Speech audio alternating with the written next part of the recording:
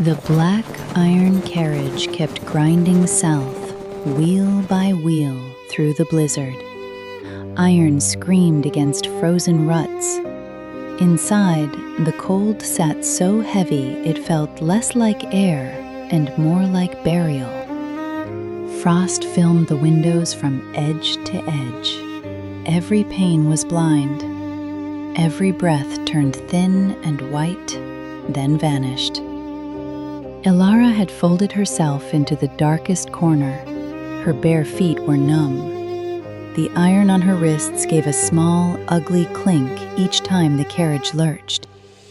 She kept her eyes on the floorboards. She did not need to look up to know who sat across from her in the dark. The man who had broken the north, Kaelen.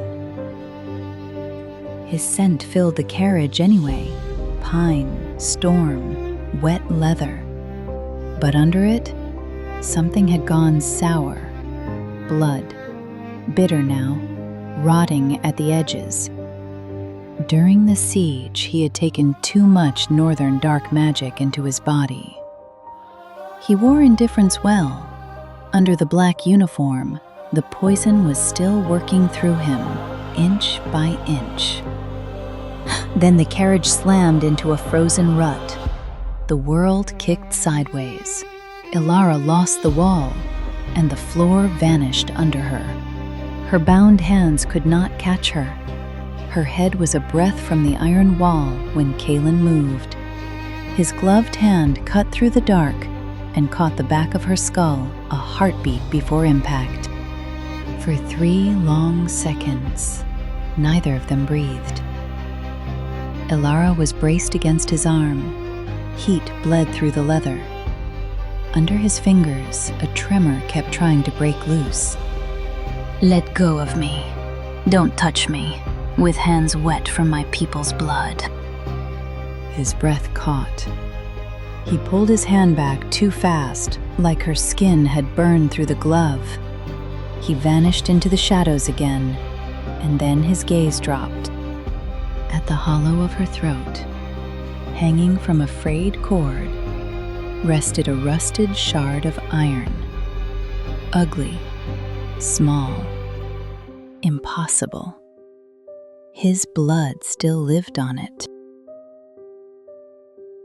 The walls he had built over 5 years gave way all at once. The carriage, the blizzard, the chains, gone. There was only a cave, dark stone, and the taste of blood in his mouth. Don't throw it away. Keep it on you. As long as I can smell that iron, I won't hurt you. Even if the rest of me forgets, I won't. The blizzard hit the carriage walls again. The cave was gone. He was a king now, and she sat in chains because he had put her there. Kaelen stared at the shard. Beneath the gloves, his hands had gone bone white on the sword hilt. Every instinct in him wanted to tear the shackles off her wrists. Every lesson survival had taught him said, "Not yet." You kept that piece of junk. Why? Did you think some blind boy's scrap would buy you mercy in the South? You're a slave now, Elara. Learn the shape of it. Elara lifted her eyes at last. The hope that had once lived there for him was gone. She did not cry. She only pressed her fingers over the shard, hard enough for the edge to bite through cloth. "No, Your Majesty. I keep it to remind myself that in that cave, I should have left you in the mud."